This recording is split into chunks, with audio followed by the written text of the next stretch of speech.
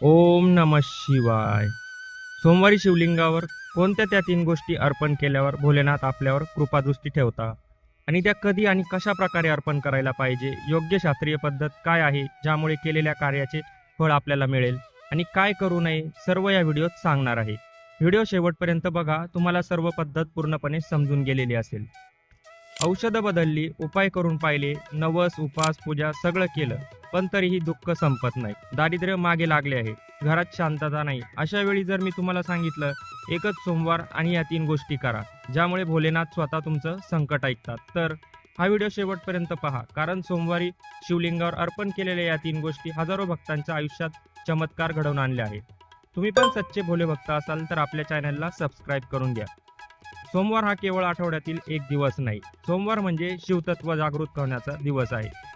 शास्त्रामध्ये सांगितले आहे, सोमवारी शिवलिंगावर अर्पण केलेली प्रत्येक गोष्ट थेट कैलासापर्यंत पोहोचते. महादेव भोळे आहेत, पण ते अज्ञान माफ करत नाही. म्हणूनच अर्पण योग्य असणं फार महत्त्वाचं आहे.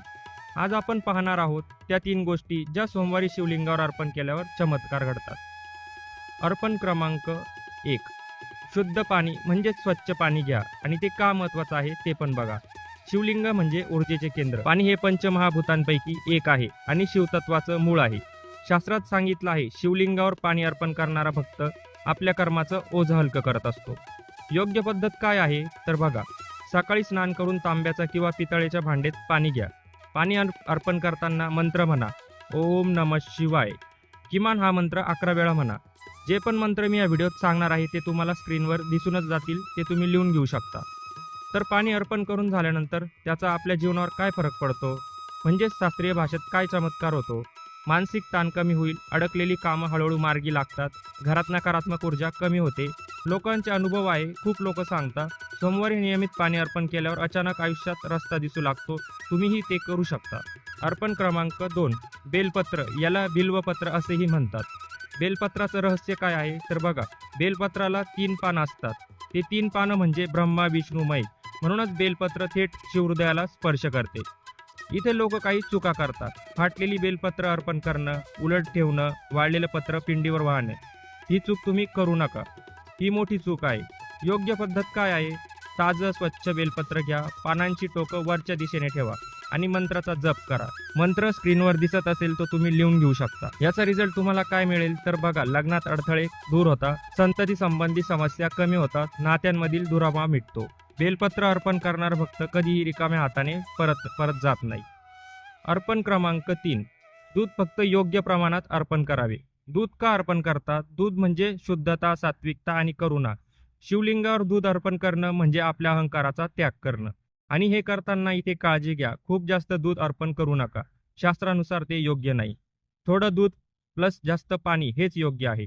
मंत्राचा जप करा, ओम सोमाय नमः. कारण सोमवार म्हणजे सोमदेवाचा दिवस. याचा जीवनावर काय फरक पडेल? आजारपणात सुधारणा, मनाची अस्थिरता कमी होईल, घरात प्रेम संबंध वाढतील. अनेक भक्तांचा अनुभव आहे. अनेक भक्त सांगतात, सोमवारी दूध अर्पण केल्यावर डॉक्टरांचे रिपोर्ट बदलले आहे. आणि या 3 कार्यपद्धती करताना हे 3 नक्की पाळा. 3 नियम नक्की पाळा. मन शांत ठेवा, मोबाईल बाजूला ठेवा, मनात एकच इच्छा ठेवा, घाई करू नका. महादेव शब्द नाही पाहत, ते भाव पाहतात.